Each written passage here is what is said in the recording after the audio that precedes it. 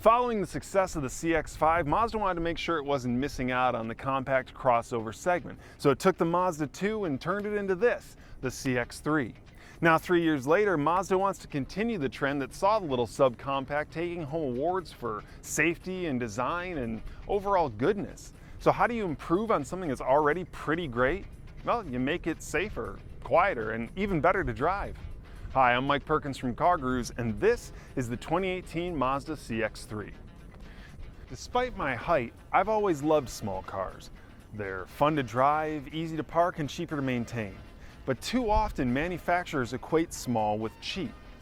Thankfully, Mazda never subscribed to this particular theory, and they've been rewarded with sales and accolades alike. For 2018, they've doubled down, taking the CX-3 and improving the handling, adding some standard safety, and even making the cabin a nicer place to spend some time.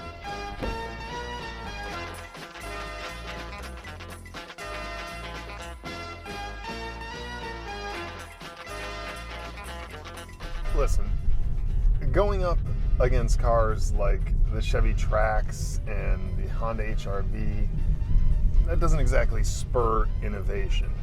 Mazda could have done nothing and still edged out that competition with regard to handling and engagement.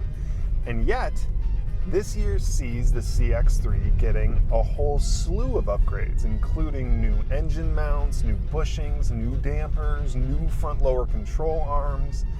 And that's all stuff that could be considered old school upgrades. But Mazda has some new school tricks up its sleeve as well.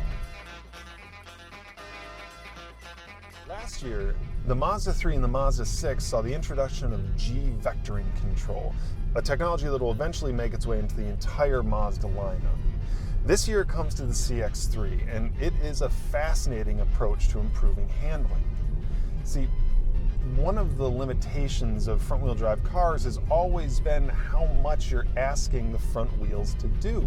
They have to accelerate, they have to turn, they have to brake, and all of that requires traction, something there's just only so much of. When you enter a turn, you want as much weight as possible pushing your front wheels down into the ground so your tires can grab onto the road and you can hold your car in place.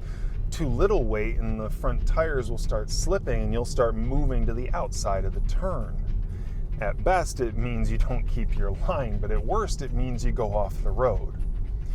With G-vectoring control, every time you turn, the engine retards its own timing to slow itself down just a minuscule amount, so small that you won't even notice it, but it's enough to move some of the inertial weight of the car forward and push those wheels and tires down into the ground so you can hold your line.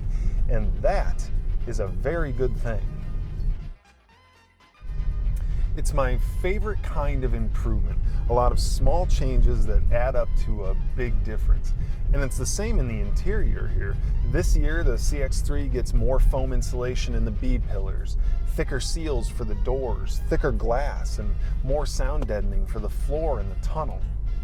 Small changes, big difference.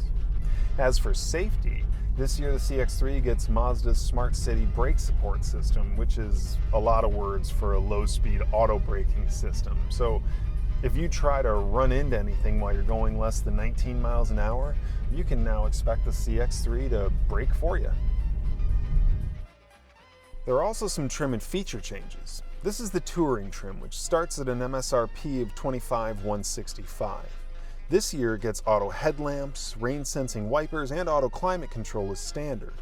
It can also be outfitted with the premium package, what was called the iActive Sense safety package. I can't imagine why they renamed that one, for adaptive cruise with high-speed collision avoidance, lane departure warning, and auto high beams. But this year it also includes a power-adjustable driver's seat with lumbar, a heated steering wheel, and get this, traffic sign recognition for the heads-up display. Now I'll admit, the first time I saw the big red stop there in the display, I thought something was wrong with the car, but what's actually happening is the forward camera here in the windshield is spotting street signs, stop signs, speed limit signs, do not enter signs, and then it's giving you a little heads up in the head up. It'll even use the navigation system to learn where these things are, so it actually gets smarter as you drive, and that's pretty cool. So what's not so cool? Well, if you've seen any reviews of the CX-3, they've certainly mentioned the space issue. Up front, things are fine, but they can get cramped in the back seat for us adult-sized adults. And with 12.4 cubic feet in the trunk and 44.5 with the rear seats flat, it's not the biggest in the segment either. For comparison, the HR-V offers 24 in the rear and nearly 60 total. I usually fall for the more is always better fallacy, but this is a big difference and something to consider. Otherwise, things are great. The 2-liter engine's 146 horsepower and 146 pound-feet of torque aren't going to blow anyone's doors off with an 8.5 second 0-60 time, but it is quick for the segment, and the engine is eager with a linear power band that you don't have to rev like crazy just to get going, especially in sport mode.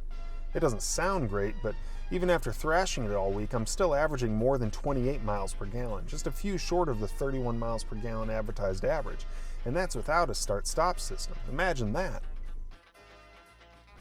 In short, if you're looking for a compact crossover, the CX-3 is something you should be checking out.